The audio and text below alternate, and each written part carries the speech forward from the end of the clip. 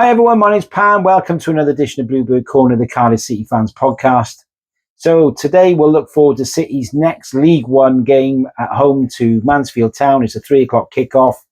Mansfield have sold 1,250 tickets, which is a pretty healthy turnaround, and we should expect a gate of around 19,000 plus at the Cardiff City Stadium, so it should be a good atmosphere. Now, City go into this game only winning one of the last 3 league games and only getting 9 points from their last 6 league games. So our form has been a little bit indifferent compared to that amazing start at the beginning of the season. So we'll have a look at this match in a bit more detail. City have played Mansfield 36 times. They've won 20 and drawn 10. We last played them actually in the league in 2003 when we beat them 1-0 at home. And our biggest win over the Stags was back in 1947 when we won 5-0 at home. And our biggest defeat was back in 99 when we actually lost 3-0 at the old Field Mill ground. It's actually called the One Call Stadium now. Obviously, the owner there, John Radford, there is the owner of that company, and that's the name of the stadium. So some past Cardiff City players who've also played for Mansfield include Liam Lawrence, Nicky Maynard, Chris Greenacre, and probably the most famous of them all is Phil Stant, who had a great goal-scoring record at Mansfield and, of course, Cardiff City.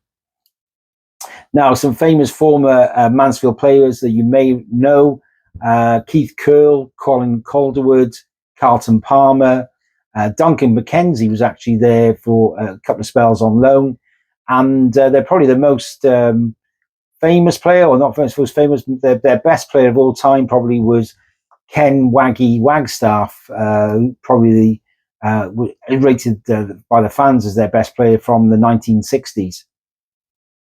Now, Mansfield are currently 13th in League One. Their top goal scorer is former Cymru Premier player Will Evans. I think he used to play for Bala. He's got 5 league goals so far this season. And their last league game, they actually lost at home to Huddersfield 3-1. Now, as I said, the Stags are owned by One Call Insurance owner John Radford, and his glamorous wife is in charge of the football operations side. And they're managed by Nigel Clough since 2020. And they actually got promoted from League Two in the end of the 2024 season. Now, I suppose Mansfield are most famous for winning the Football League trophy in front of 58,000 fans in 1987, beating Bristol City on penalties.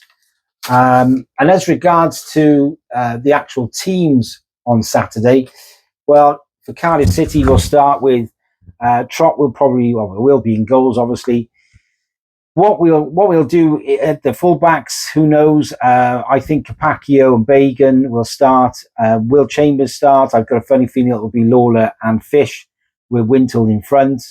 And then we're looking at Joe Colwell in the midfield with Kellyman and Willock probably on the wings.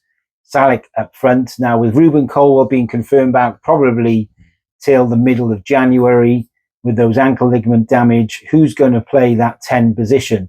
Well, we could play Willock. Obviously, I think he's got the ability to play that role, and you could then play Isaac Davis on the left. But I think he may go with Callum Robinson just behind Salek. It'll be, obviously Robinson is not a natural 10, but what he tends to do is he makes some great runs just on the edge of the box. I mean, Kellyman or Willock are crossing back. Robinson's ideal there, coming in from this sort of higher midfield area.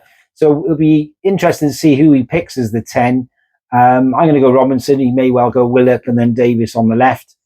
As regards to Mansfield Town, well, they tend to set up with Roberts in goals, then a back four of Noel, Oshilaja, Blake Tracy, and McLaughlin. The midfield then is McConnell, Aaron Lewis, Rhys Oates, Louis Reed, Joe Gardner, and they tend to have Will Evans obviously up front. As I said, he's their leading goal scorer. Now, as regards to how Mansfield play, Well, their strengths really are counter attacks. They're pretty good attacking down the wings, creating long shot opportunities, and pretty good at defending set pieces as well. But their weaknesses are protecting the lead. They've been in front on a few occasions, and they just basically fall apart. And they also tend to foul in sort of areas around the box, and giving free kicks and penalties away. So, obviously there's areas of weakness there for us to expose them. As regards to what we expect in this game, well, City have been stuttering of late. Thank God we're not playing a side beginning with B, because as we know, our record against the Boltons and Bradfords and Burtons, etc., as in Blackpool's, hasn't been very good. We lost all 4. So I think City will just nick this one. I think Mansfield may score. They are pretty decent away on their day, although their record's not brilliant. They did beat Luton 2-0 away. And I think we'll win this one 2-1. I think with Kellyman and Willock scoring for us. Be great to hear your thoughts at Bluebird Corner on this one. Who do you think should replace Ruben in your view? Do you think Chambers should be dropped for Lawler? Is Capaccio better in a more forward position? And then you put NG at right back. Could Capaccio play that role, that floating role behind Salic? Really good to hear what you think. And what do you think the score will be this Saturday?